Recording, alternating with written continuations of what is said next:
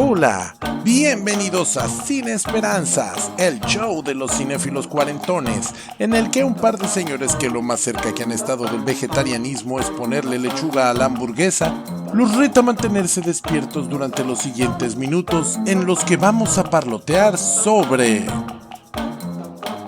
The Texas Chainsaw Massacre de Tobe Hooper.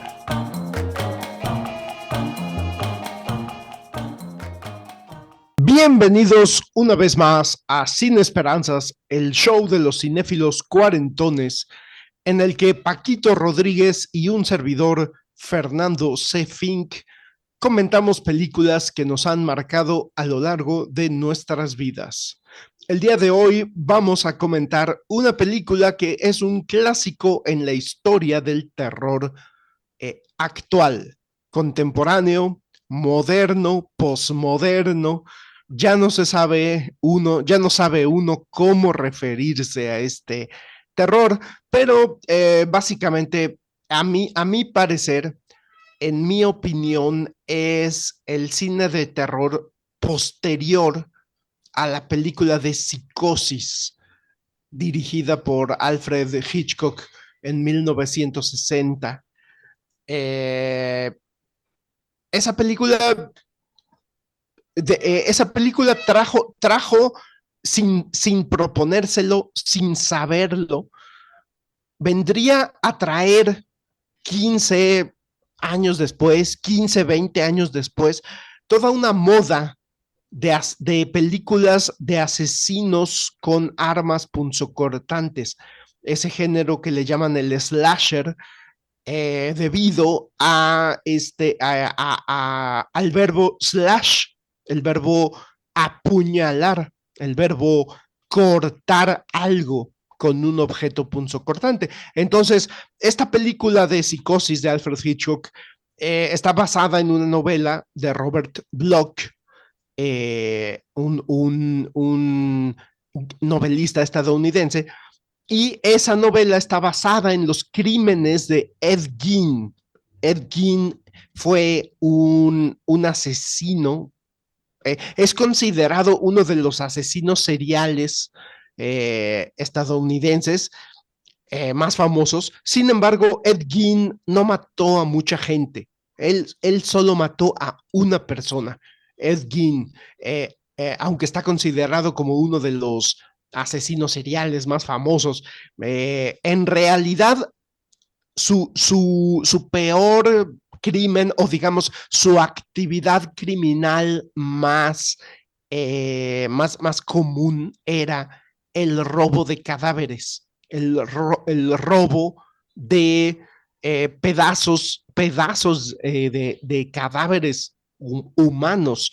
Entonces, cuando finalmente se descubrió su crimen, el haber matado a su madre, este matricidio que cometió Ed Gein, encontraron en su casa pedazos de seres humanos, o sea, huesos, encontraron piel humana.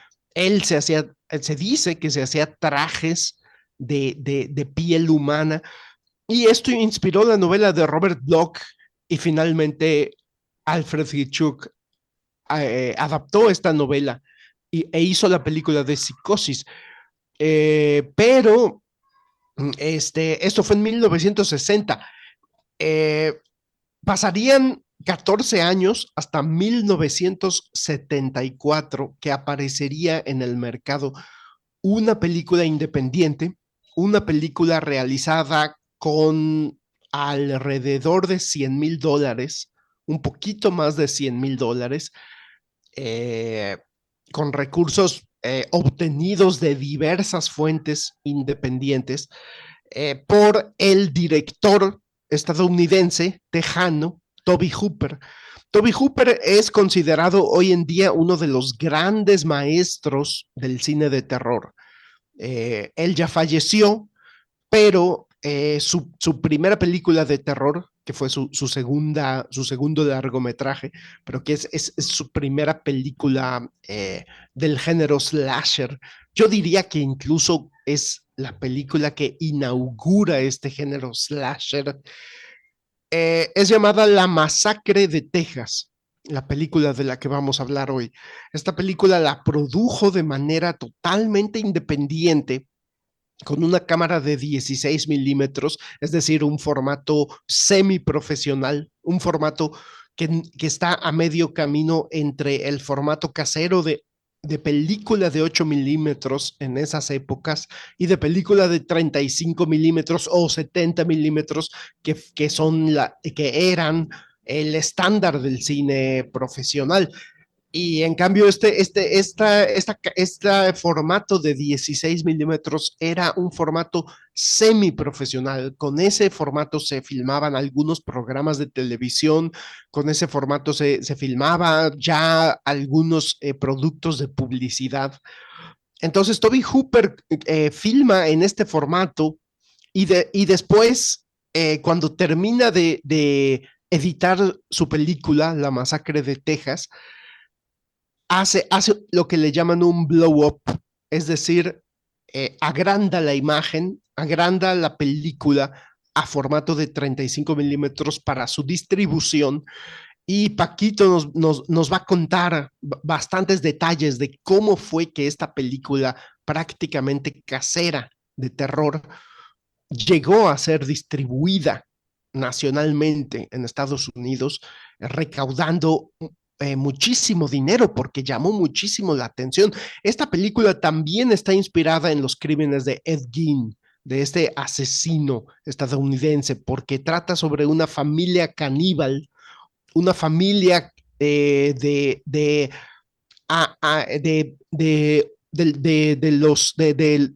aquellos que se dedicaban al rastro de las reses, es decir, se dedicaban a la industria de la carne de res. Era una familia que trabajaba en un rastro, mataban vacas con un mazo y fueron sustituidos por máquinas. Entonces, se volvieron locos, se volvieron resentidos, se quedaron sin sustento para vivir, se quedaron sin su ingreso económico. Y entonces empezaron a matar gente y empezaron a matar personas que se perdían en la carretera o que por alguna razón llegaban a esta casa donde ellos viven, una casa muy grande. Y vemos en cierto momento de la película que tienen muchos carros atrás de la casa, ahí acumulados automóviles de personas que ellos mataron y se los cocinaron y se los comieron porque se tuvieron que volver caníbales para sobrevivir. Entonces es realmente una película caricaturesca, ¿no? Es bajo ninguna lupa, bajo ninguna forma de ver las cosas puede uno pensar que es una película realista, es realmente una película que tiene mucho de comedia, a pesar de que es muy cruda, y es una película que se caracteriza por no mostrar lo que le llaman el gore, ¿no? Es una película que se caracteriza por no mostrar los cuerpos tasajeados más que los que están adornando la casa, pero nunca vemos esta motosierra. La masacre de Texas en inglés se llama The Texas Chainsaw Massacre, es decir, la masacre de Texas con motosierra. Y el asesino es un villano que se ha convertido en un ícono del cine de terror llamado Leatherface porque hacía máscaras de piel con la piel de sus víctimas y se las ponía en su rostro, o sea, se hacían máscaras de piel humana. Entonces, pues sí, es una película totalmente fantástica, por decirlo de algún modo, ¿no? Caricaturesca, chistosa, tiene mucho humor, pero es un humor muy crudo, muy grueso, muy oscuro, y es una película que te deja con una sensación muy densa, o sea, una sensación de haber visto algo verdaderamente violento, aunque casi no ves sangre, casi no ves, es decir, no es como la Evil Dead de Sam Raimi, como la saga de Evil Dead de Sam Raimi, que fue producida bajo circunstancias muy similares, digamos, con presupuesto muy limitado y hecha por cineastas jóvenes totalmente independientes, pero independientes ya a un grado que rayando en lo casero. Y, y no es una película sangrienta como las de Sam Raimi, ¿no? Con chorros y chorros de sangre en la que veamos destazados los cuerpos. No, es una película muy fina, con una dirección por parte de Toby Hooper en este formato de 16 milímetros que subido al formato de 35 milímetros se ve granulado, se revienta el grano de la película y entonces se ve más crudo, se ve un poco como cine documental, al estilo también un poco como la última casa a la izquierda de Wes Craven, película que se hizo 2 años antes, se estrenó 2 años antes, en 1972. Tiene un estilo muy parecido y pienso que son películas de la misma familia.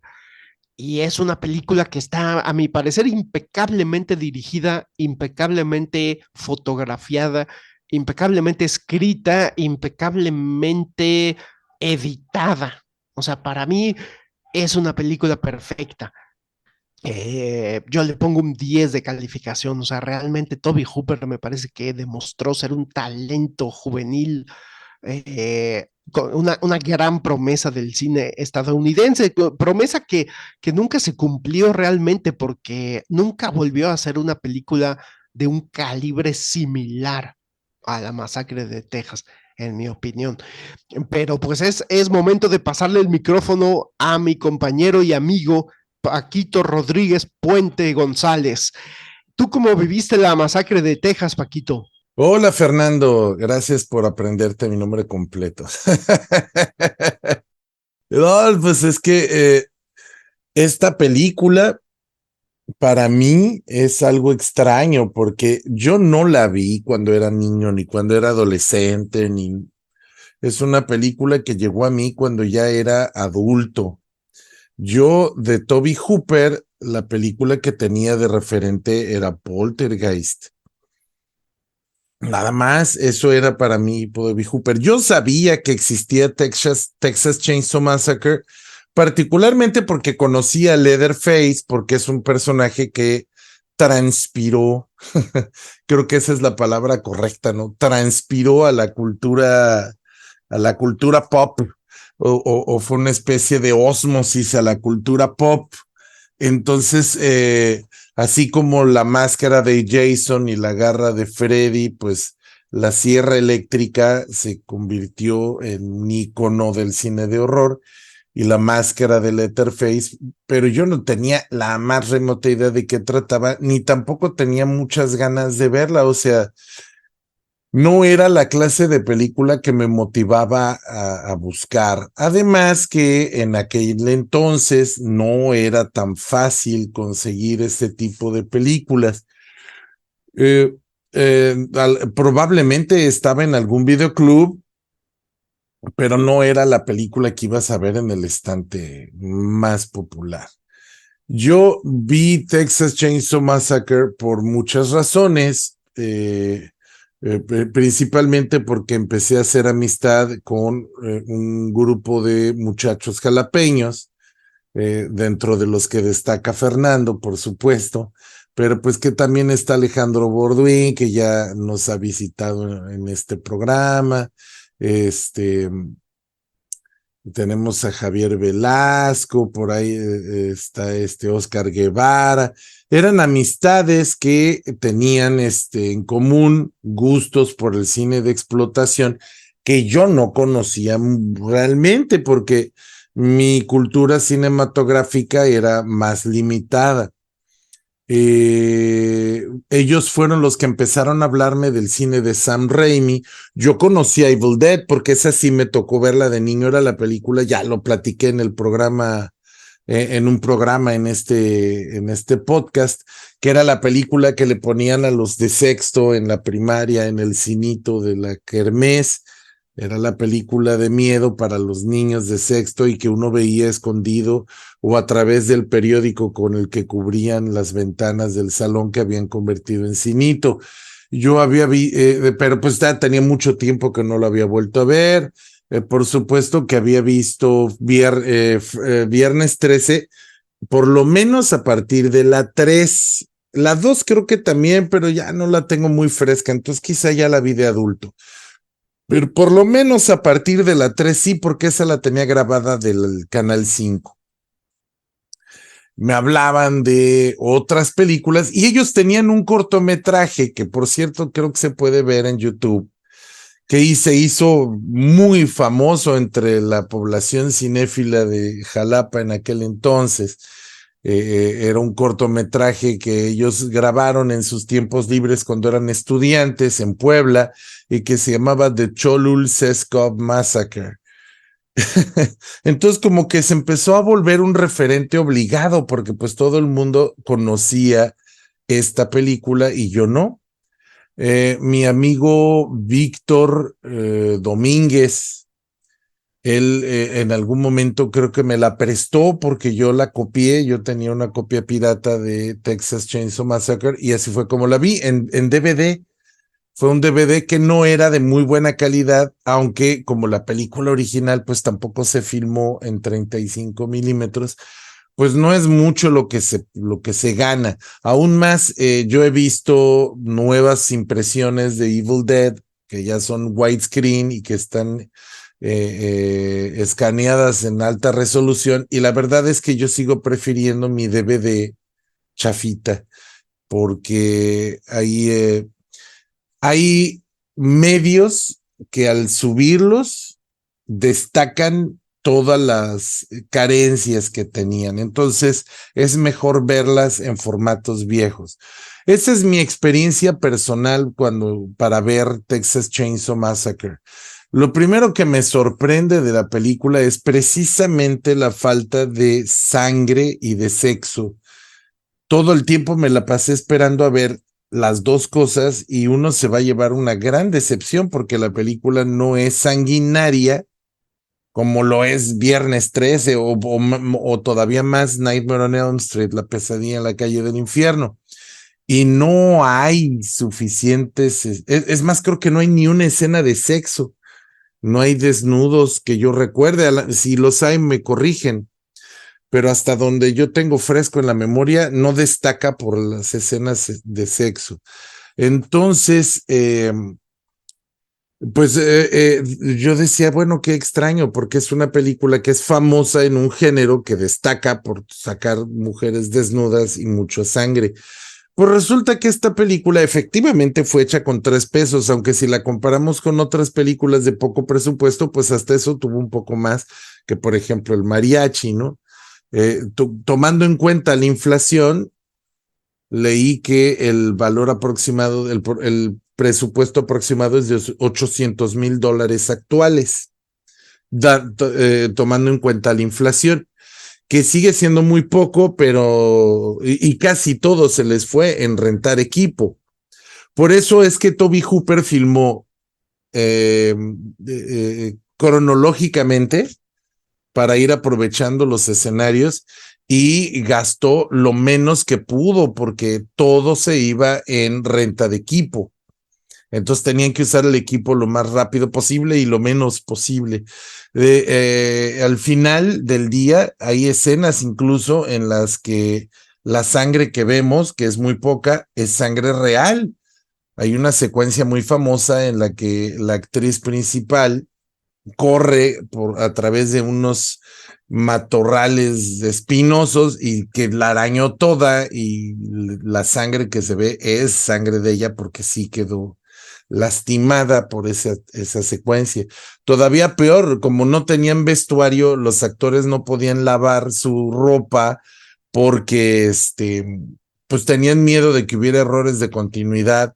Estaban en un verano y entonces estaban a 30 grados, 40 grados de temperatura sin aire acondicionado y por supuesto que después de 30 días de rodaje eso era una pestilencia horrible, había un montón de cadáveres de vacas, me parece que están pudriendo y que debe haber sido una peste insoportable.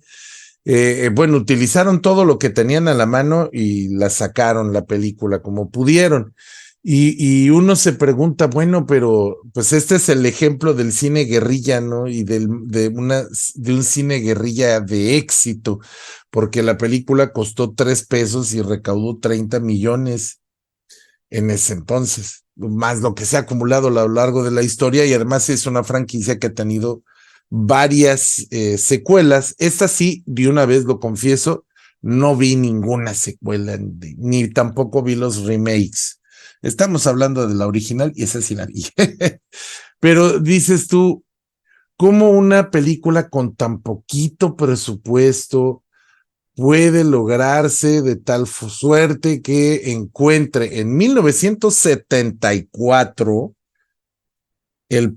distribución suficiente para recaudar 30 millones de dólares? Porque no estamos hablando del año 2000, cuando una película como de la década de los 2000, perdón, de los primeros 10 años del 2000, en que una película como Terror Paranormal tiene una campaña viral usando internet y la gente abarrota los cines para irla a ver. Es una época en la que no hay internet, es una época que todavía es muy puritana, una época en la que una película como Psicosis de Alfred Hitchcock se vuelve un escándalo porque muestra un excusado en uso, o sea, algo así de tonto. Bueno, Psicosis es más vieja, pero no es tantos años más vieja. Y entonces uno empieza a investigar y descubre todos los hilos negros de la película.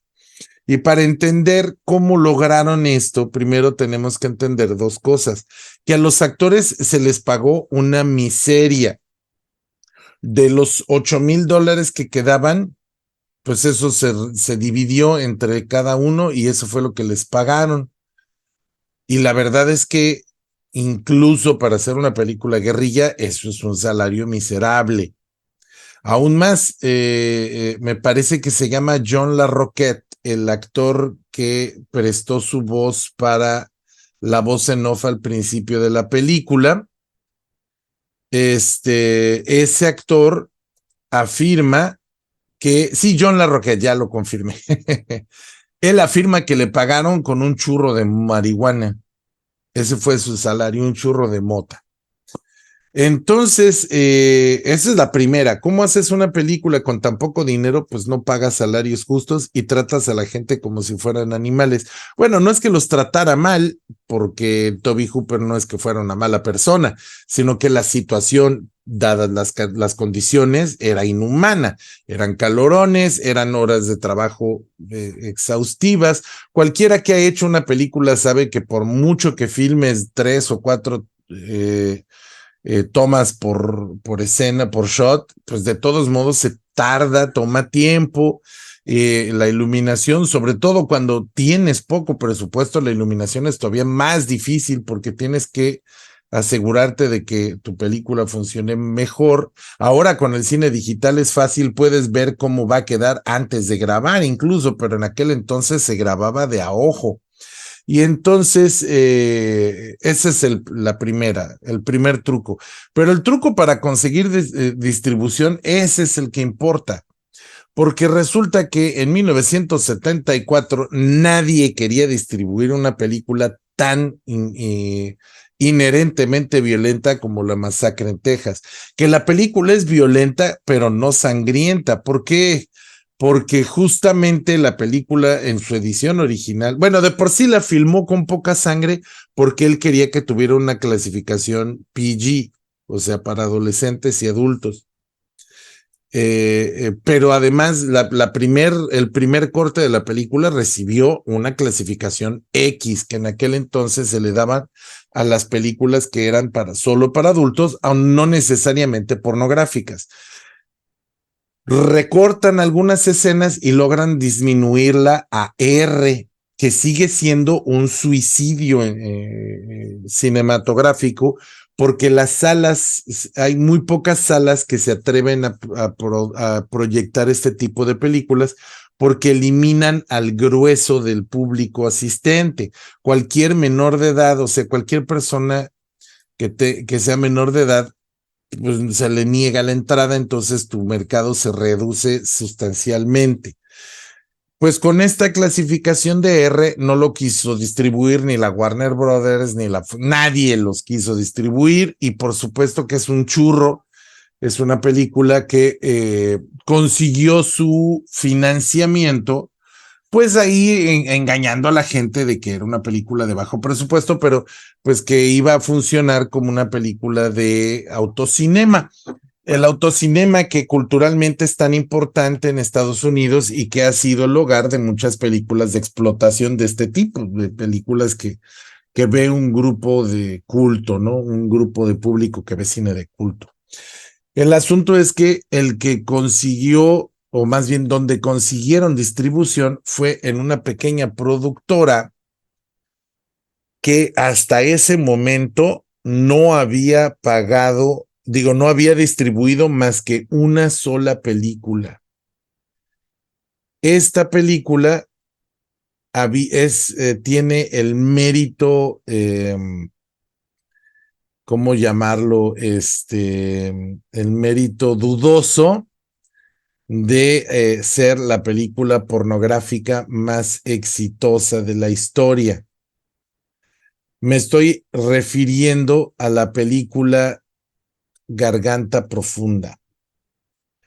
Resulta que Deep Throat, Garganta Profunda, fue una película pornográfica que tuvo distribución en cines comerciales y que fue un exitazo comercial, porque pues en esa época las películas pornográficas eran pequeños segmentos de 5, 10, 15 minutos que pues que compraba la gente en el mercado negro y que veía en la ¿cómo se llama? En la privacidad de su hogar. Entonces, esta película pues fue un éxito rotundo. Sin embargo, pues para el FBI era una película muy, era una película importante de cerrar, porque había sido producida por la mafia. Deep Throat fue producida por una empresa que pertenecía o que estaba relacionada con una familia de mafiosos que se llama la familia Colombo, a través de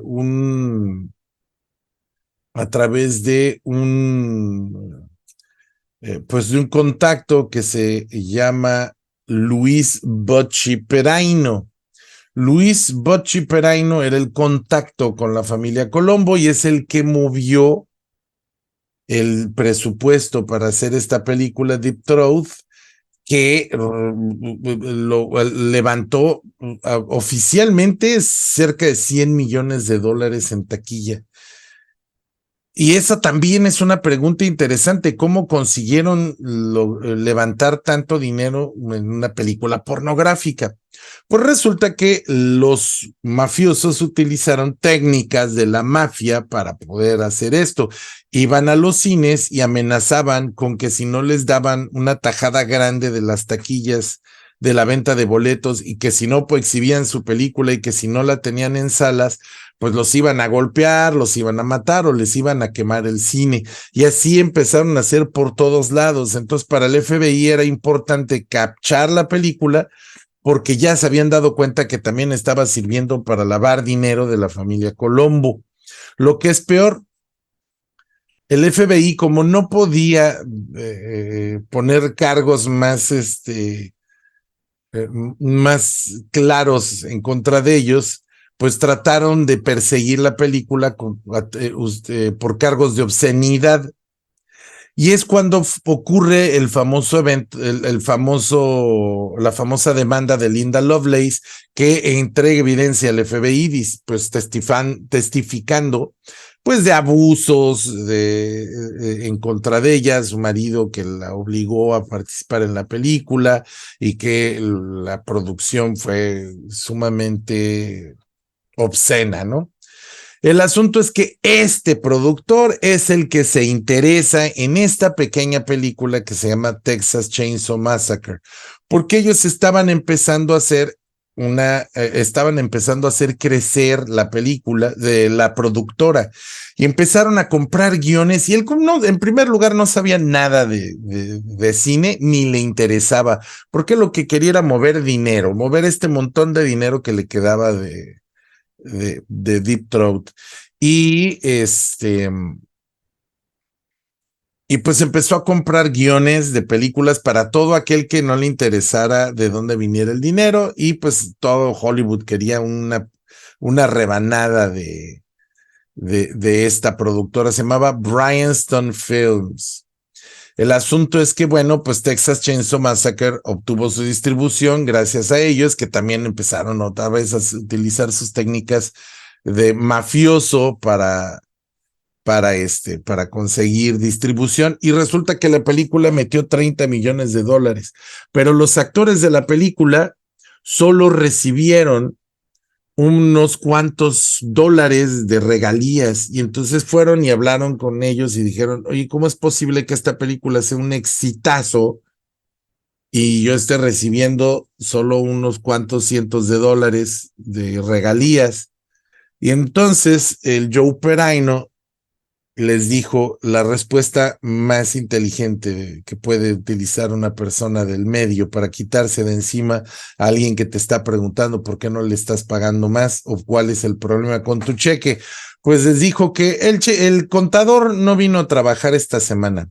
Ahí luego lo hablamos. Así, no está el contador, no vino el contador. Entonces, pues le dijeron, bueno, pues queremos ver los libros de la película, queremos ver la contabilidad de la película nosotros. Y él les contestó, y cito, no tienen los huevos para demandarme. Pues resulta que sí los tuvieron, porque además coincidió con que la empresa Bryanston se declaró en bancarrota porque los Perino fueron encarcelados o fueron, no fueron encarcelados, sino fueron arrestados con cargos de obscenidad relacionados con Deep Throat, es decir, transportaban la película a través de fronteras federales en Estados Unidos, y eso fue lo que finalmente lograron usar para arrestarlos. De nuevo es como cuando atraparon ay Dios mío, a cara cortada, al famoso Al Capone. Gracias, Fernando. Cuando arrestaron a Al Capone lo agarraron por evasión de impuestos, no por toda la pila de delitos que no podían probar. Pues así agarraron a los Perino, porque movieron la película a través de fronteras federales, y es obscenidad, es mover material obsceno, tómala. Y esta demanda fue un desastre legal que duró hasta 1983, 9 años después del estreno de la película, y cuando finalmente pues ya ganaron la demanda, pero pues ya después de todos estos años. Sin embargo, la película Texas Chainsaw Massacre pues se ha vuelto hoy por hoy sin la película de asesinos psicópatas por antonomasia. Por supuesto que la primera película es la de Hitchcock, y además de muchísima mayor calidad, ¿no? Psicosis. Pero Texas Chainsaw Massacre agrega una serie de elementos que se van a volver ya icónicos, incluso para películas posteriores que también son clásicas como Viernes 13. O sea, el asesino enmascarado y el asesino que utiliza aparatos electrónicos para maquinaria, pues, para asesinar. Hasta antes habían utilizado cuchillos, pistolas y las armas normales, y ahora utilizaban también dispositivos mecánicos, que es la famosa sierra eléctrica. Y esta es la historia de cómo Texas Chainsaw Massacre logró ser distribuida comercialmente. ¿Cómo la ves, Fernando? Me pasé, ¿verdad? Hablé demasiado. Te devuelvo el micrófono. Gracias, Paquito. No, la verdad es que es muy súper interesante todo lo que nos comentas. Yo no tenía idea, yo sinceramente no tenía idea de que la familia Columbo, que también estuvo involucrada en la producción del Padrino, es decir, le hicieron la vida de cuadritos al productor del Padrino, Al Rudy, eh, pero también lo apoyaron.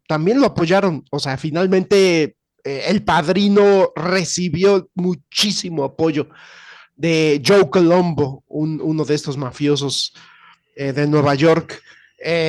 Pero no, yo no tenía idea de cómo había sido distribuida Texas Chainsaw Massacre y por qué metió 30 millones de dólares de aquel entonces, de 1974, en taquilla. Yo en lo personal, eh, a mí en lo personal me cambia la perspectiva ahora que escucho la cifra que nos mencionas, que de acuerdo a la inflación, o sea, tomando en cuenta la inflación, el presupuesto de hoy en día de esta película sería de $800,000, o sea, casi 1 millón, lo cual explica que la película esté tan bien hecha, ¿no? O sea, uno dice de 1974, en 1974 costó 130, $140,000, ¿no? O sea, muy poquito para ese entonces, pero si uno piensa que hoy en día, tomando en cuenta la inflación, sería un presupuesto muy cercano al $1,000,000, pues como que cobra mucho más sentido, ¿no? Cobra mucho más sentido que hayan podido filmar durante 30 llamados. Cobra mucho más sentido que hayan podido pagar el alquiler del equipo para 30 días de rodaje, ¿no? Resulta que no es una película tan baratísima, ¿no? Pues sí lo es, ¿no? O sea, 1974 sí es una película que realmente para mí es admirable cómo Toby Hooper supo exprimir cada centavo de dólar invertido. Y sí, pues de verdad, pues es como súper evidente cuando uno está viendo la película que a los actores casi no se les pagó. O sea, eso es como que lo primero que viene a la mente, ¿no? Estos chavos lo hicieron por la experiencia y por el currículum, pero pues sí, es natural y es comprensible que hayan demandado y que hayan recibido pues las regalías que le correspondían y es también de llamar la atención todo el relajo legal que se traían con esta película hasta 1983, cuando por fin los derechos de explotación comercial quedó claro a quién le pertenecían y entonces Toby Hooper fue contratado para, bueno, no sé si contratado o no sé si él era, ese dato me falla, o si él era del parte de los dueños de los derechos de explotación, pero me parece que no. Pero Toby Hooper dirige la secuela. Toby Hooper hace The Texas Chainsaw Massacre 2, que tiene la portada es una imitación del póster. El póster es una imitación del póster de The Breakfast Club. Entonces es una película mucho más, aún más caricaturesca, aún más cómica, aún más violenta, y esa sí es una película hiper sangrienta. Esa es una película donde Toby Hooper de alguna manera le está diciendo al público, a mí me señalan, a mí me están diciendo todo el tiempo, este, te pasaste de violento, eres muy sangriento, hiciste una película hiper sangrienta y dice, yo no mostré grandes cantidades de sangre, al contrario, como nos menciona Paquito, la poca sangre que vemos es la sangre real la sangre real de esta actriz, Sally Menke, que pues iba corriendo por unos matorrales y la pobrecita se rasguñó los brazos. Y la poca sangre que vemos es la sangre de su cuerpo. Y también, pues es de mencionar, es de reconocer el aguante de estos actores. Por ejemplo, esta escena en la que torturan a esta muchachita, a Sally Menke, el personaje interpretado por Sally Menke, la torturan en un comedor, en un comedor. La familia caníbal la filmaron en un llamado de cerca de 20 horas y hacía un calor horrible, había una pestilencia horrible por los pedazos de vaca, de carne de res que estaban ahí en el set, el sudor, como dice Paquito, la ropa, y cómo aguantaron y a mi parecer hicieron una secuencia perfecta, un tercer acto perfecto en esta secuencia, en este comedor, con esta tortura a esta mujer. Yo en lo personal, yo vi la película en la preparatoria, yo sabía de su fama, yo ya había visto películas de Halloween, ya había visto películas de Viernes 13, por supuesto, era yo un gran fanático de El Pesadilla en la calle del infierno, ya había visto Psicosis. Me faltaba ver eh, la masacre en Texas y me parece que la vi en cuarto semestre de la preparatoria en Estados Unidos porque yo no la había podido conseguir aquí en México y yo la había ya rentada en un videoclub. Y yo no vi la película, yo no la vi de corrido, yo tuve que detenerla, salirme a la calle a respirar aire, a tomar aire, a ver la luz del sol todavía, y regresé a finalizar la película. Por cierto, un error que he estado cometiendo a lo largo de mis participaciones diciendo, llamándole Sally Menke a la actriz. Perdón, ese es el nombre eh, de la que fue editora de Quentin Tarantino, que en paz descanse, Sally Menke. No, yo me refiero a Marilyn Burns, la actriz que hace el personaje de Sally en Texas Chainsaw Massacre. Cuando están torturando a Sally en esta secuencia final, o sea, ni siquiera estar cado, pude terminar completa. Esa es anécdota muy personal de mi parte. El hecho de que le tuve que poner pata y salir a respirar, salir a ver el sol, regresar a la realidad durante unos minutos para regresar una vez más pues a la sala donde yo viendo la película y concluirla. Es decir, fue una película que a mis 17 años me pegó. O sea, ya no era yo un niño y así me impactó tremendamente. Y el clímax de la película con el personaje de Sally escapando y el personaje de Leatherface volviéndose loco en la carretera porque se le escapó la presa es impactante. Y entonces estaba yo mencionando la secuela. Toby Hooper pareciera ser, o la interpretación de todos los que han visto esta película es como pareciera ser que Toby Hooper dijo, pues me van a tachar de sangriento, pues entonces ahí les va la sangre. Y entonces la secuela es una película sumamente sangrienta, o sea, corren los ríos de sangre. Y es una película totalmente desenfrenada, ¿no? Creo que Toby Hooper hizo un trabajo digno con la secuela. Y debo decir que después hubo una tercera y una cuarta que me parecen malas, pero que creo que tienen lo suyo. Y después el primer remake que hubo me gustó bastante. Está muy bien hecho, está muy bien hecho.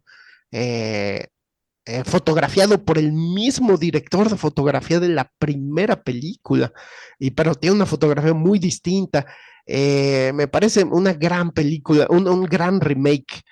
Y después han hecho otras cosas, ¿no? Otros, pues, digamos, como secuela del remake, remake de la secuela. Realmente me parece que Texas Chainsaw Massacre se da un tiro con Halloween en cuanto a las veces en las que las han rebooteado, las han hecho remake de la secuela, secuela del remake. Eh, yo creo que gana Halloween, pero Texas Chainsaw Massacre se da un tiro. Y y entonces, pero debo decir que la primera es la que me parece una joya y Quentin Tarantino la considera una película perfecta.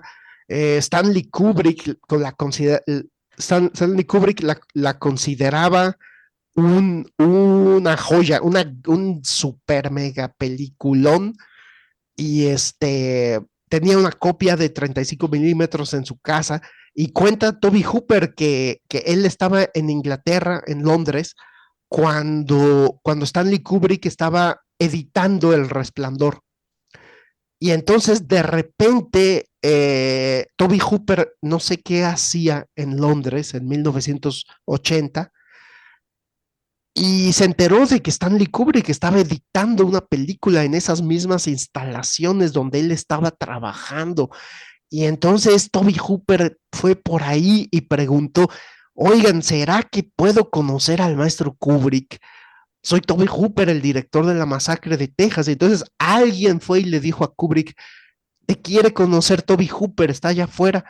Y Stanley Kubrick detuvo todo lo que estaba haciendo, cuenta Toby Hooper, salió de la cabina de edición y le dio un abrazo y le dijo, tu película me inspiró, o sea, tu película, La Masacre de Texas, me fascina y tu película me fascina y le dio un abrazo y pues eso pienso yo que es como un gran premio es un premio mucho mejor que un Oscar, ¿no? Para Toby Hooper, que Stanley Kubrick lo haya felicitado.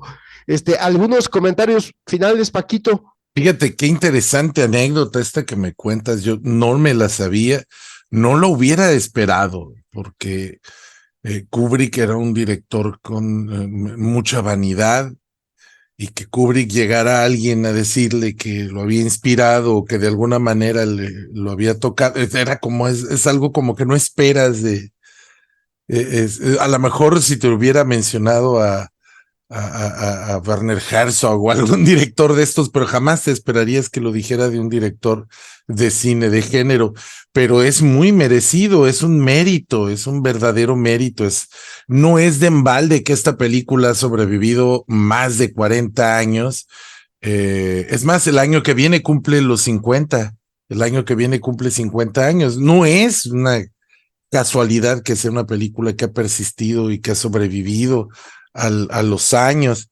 Es una película que sigue siendo de culto, no es una película de catálogo como muchos imitadores hicieron después, que tampoco tienen nada de malo, cumplen una función en el mundo del cine, ¿no?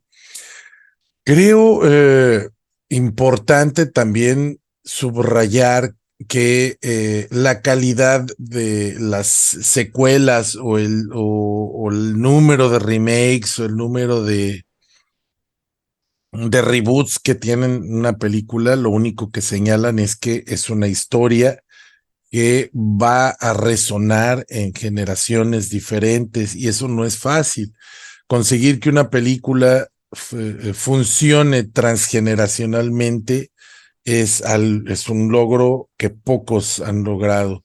Aún recuerdo haber leído, desgraciadamente yo no puedo citar la fuente porque fue hace muchísimos años y no recuerdo dónde fue, pero yo estaba leyendo un artículo sobre Boris Karloff y Boris Karloff le preguntaron que si él no se sentía mal de haber quedado encasillado como el monstruo de Frankenstein, dado que ya tenía como 80 créditos cinematográficos antes de hacer Frankenstein. y él decía que no, que para él haber sido encasillado significaba que había logrado hacer un papel tan bien que por siempre iba a ser recordado con su rostro. O sea, lo hice tan bien que me convertí en la imagen más elemental de ese personaje. Entonces, que para él era un halago decirle que estaba encasillado como Frankenstein. Y lo entiendo por lo mismo, ¿no? Texas Chainsaw Massacre es como Frankenstein, ya no tiene época, y van a seguir haciendo remakes y van a seguir recuperando esta historia, porque es una historia que resuena en todas las generaciones, porque es algo que que hace, ¿cómo se llama? Que llama a nuestros terrores más básicos, a los más elementales. Toby Hooper por ahí tiene un discursito sobre el vegetarianismo que yo francamente no comparto, porque no es que sea yo muy carnívoro, pero sí soy omnívoro. Pero a mí me parece que más allá de cualquier discurso político que se pueda interpretar, porque los discursos políticos, esos sí son generacionales, yo creo que culturalmente nos habla de esos terrores que tenemos todos, de el miedo al canibalismo, el miedo a ser comidos. Es que somos depredadores alfa, nosotros no tenemos depredadores naturales. Nuestro depredador natural somos nosotros mismos. Entonces, nada nos da más miedo que ser comidos por alguien más. Y ese es el terror inaudito que nos generó Spielberg con Tiburón un par de años después de esta película. Ese es el mismo terror que nos generaba Freddy Krueger, es decir, el de convertirnos en presas siendo nosotros depredadores. En fin, me parece que en mi primer participación hablé mucho, quizá hablé de más, pero tengo que reconocer que yo no sabía que esta película iba a tener tantísimo de dónde cortar. Yo no soy seguidor del cine gore, por lo menos no el cine más gore. A mí el cine gore que me gusta es el que es tan exagerado que ya no me engaña, que me lo puedo tragar con más facilidad. Particularmente me resulta muy incómodo y angustiante el cine donde hay torturas, el cine donde se juega con el dolor humano. Es un cine que no digo que esté mal, digo que a mí mi sensibilidad no me permite disfrutarlo, pero sí reconozco la importancia de esta película en particular y la destaco. Y me parece que, como dice mi amigo y mi hermanito del alma, Víctor Domínguez Díaz, es una película curricular, la tiene uno que tener en su currículum. Con esto termino mi última participación, Fernando, y quiero también mandar un saludo y un abrazo y dedicar este episodio, como siempre, a mi hijo Mario, que ya está de 4 meses, bueno, por lo menos para cuando se estrene este episodio, y a mi esposa Carolina, que es la que me da la oportunidad de estar aquí con ustedes. Te devuelvo el micrófono, Fer. Gracias, muchas gracias, Paquito, por toda la información que nos aportaste. Fue para mí muy enriquecedor conocer tanto sobre la película Texas Chainsaw Massacre. Y yo solo quisiera concluir diciendo que yo también me incomodo con las películas gore que son como muy realistas, sobre todo este gore francés, esta oleada de películas francesas que tienen muchísima influencia de Texas Chainsaw Massacre, que en su momento vi un par, me parecieron relevantes, bien hechas, atmosféricas, eh, pero crudas, crudísimas, y como tú dices, las películas en las que ya cuando se dejó venir toda esta oleada de películas que le llaman torture porn, porno de tortura, como es la saga de Saw, y la saga de Hostal, pues debo decir que sí son películas que llegué a ver, sí las vi en su momento. No, no,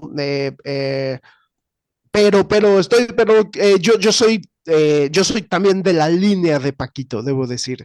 Es decir, que me gusta el gore, la sangre, cuando está tan exagerado, tan caricaturesco, que, que ya no me la creo, ¿no? Entonces, pues ya resulta mucho más digerible, pero cuando son películas como estas francesas o como este torture porn que empezó en Estados Unidos, híjole, a mí también me incomodan, o sea, me resulta, híjole, también para mi sensibilidad, prefiero las películas de Gore de Peter Jackson, ¿no? Que son verdaderas obras maestras de lo caricaturesco, de lo gracioso. Y me parece que Texas Chainsaw Massacre eso aliviana un poco. El hecho de ver tan caricaturesco al abuelito, tan caricaturesco al primo, al hermano, ¿no? Todo, y la secuela lleva esto todavía más al extremo. Yo me despido también mandándole muchos agradecimientos a todos nuestros escuchas y un fuerte abrazo a Mario y a su mamá, nuestra productora ejecutiva Carolina, y un agradecimiento a Paquito por dedicar este tiempo a grabar el podcast y nos vemos a la próxima.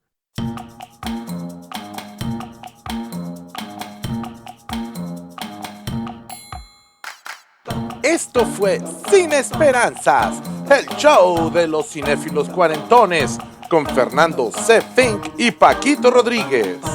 Puedes escucharnos en nuestra página de Facebook, nuestro canal de YouTube y ahora también en Spotify. ¡Hasta la próxima!